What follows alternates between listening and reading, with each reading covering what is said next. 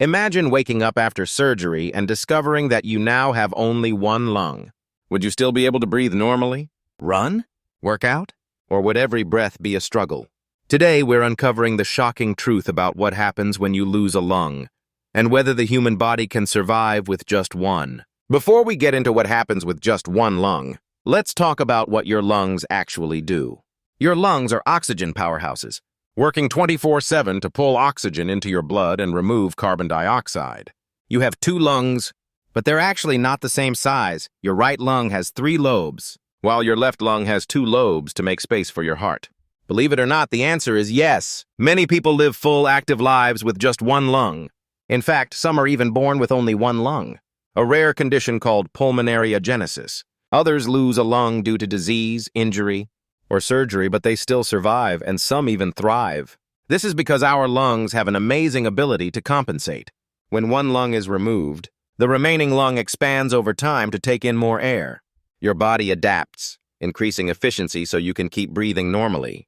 Now, while it's possible to live with just one lung, it does come with some challenges. One-lung individuals often experience reduced lung capacity, meaning you might get tired more easily. Less oxygen intake, which can make intense exercise harder. Higher risk of infections, since one lung has to do all the work.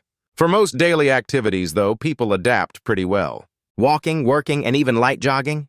Totally doable. But extreme physical exertion, like running marathons or climbing Mount Everest, might be a lot harder.